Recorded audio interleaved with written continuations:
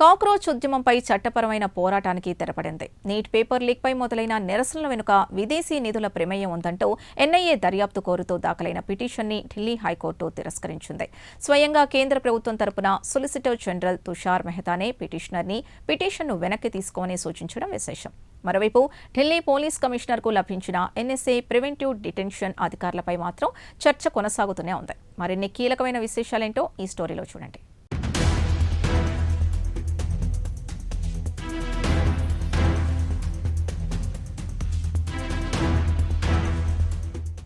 Neat paper లీక్పై జరుగుతున్న నిరసనల క్రమంలో కొన్ని కీలక పరిణామాలు చోటు చేసుకున్నాయి. జూలై 19 నుంచి అక్టోబర్ 18 వరకు ఢిల్లీ పోలీస్ కమిషనర్ అనురాగ్ కుమార్కు ఎన్ఎస్ఏ ప్రివెంటివ్ డిటెన్షన్ అధికారాలు కట్టబెడుతూ lieutenant governor Taranjit Singh Sandhu July 15న ఆర్డర్ జారీ చేశారు.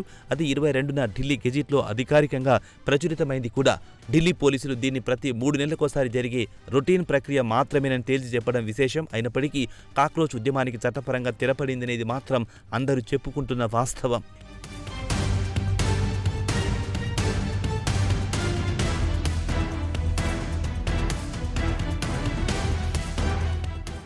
ఇరవై 24వ తేదీన Delhi high court chief justice DK Upadhyaya, justice Tejas కరియాలతో కూడిన ధర్మాసనం ఈ పిటిషన్పై విచారణ చేపట్టింది. అయితే ఎన్ఐఏ దర్యాప్తుకు ఆదేశాలివ్వడం కోర్టు పరిధిలోకి రాదని, అది కేంద్ర ప్రభుత్వ నిర్ణయమని కోర్టు స్పష్టం చేసింది.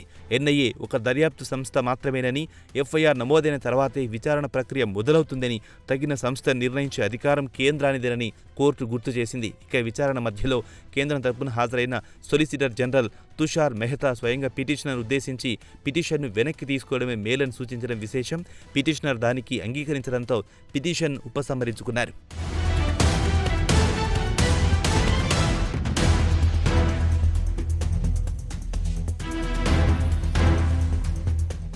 ఈ పిటిషన్ను అఖిల భారత హిందూ మహాసభ మాజీ వైస్ ప్రెసిడెంట్ సతీష్ కుమార్ అగర్వాల్ దాఖలు చేశారు.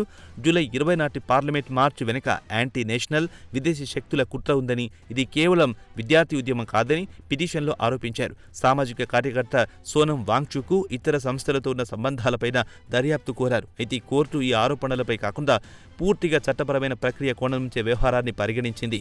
ఎన్ఐఏ పరిధిని నిర్దేశించే సెక్షన్ 6 ప్రకారం ఎఫ్ఐఆర్ నమోదైన తర్వాత రాష్ట్ర ప్రభుత్వం ద్వారా కేంద్రానికి సిఫార్సు వెళ్లాలని, ఆ నిర్ణయం కేంద్రానిదేనని పునరుద్ఘాటించింది కోర్టు.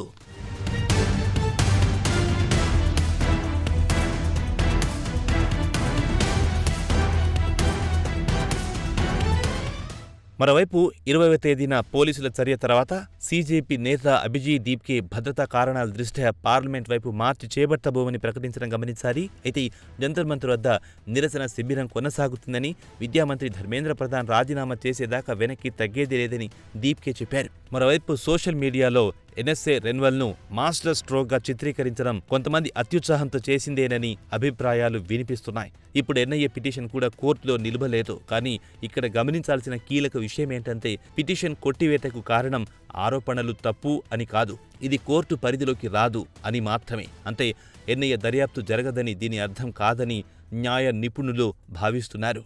ఆ నిర్ణయం ఇప్పటికీ కేంద్ర ప్రభుత్వం చేతిలోనే ఉంది. ఒకవైపు ఎన్ఎస్ఏ అధికారాలు, మరోవైపు ఎన్ఐఏ పిటిషన్ చుట్టూ నడిచిన ఈ 2 పరిణామాలు చట్టపరమైన ప్రక్రియలో భాగమే తప్ప సోషల్ మీడియాలో చిత్రీకరిస్తున్నట్లు ఏకీకృత వ్యూహం కాదని గమనించాలంటున్నారు నిపుణులు.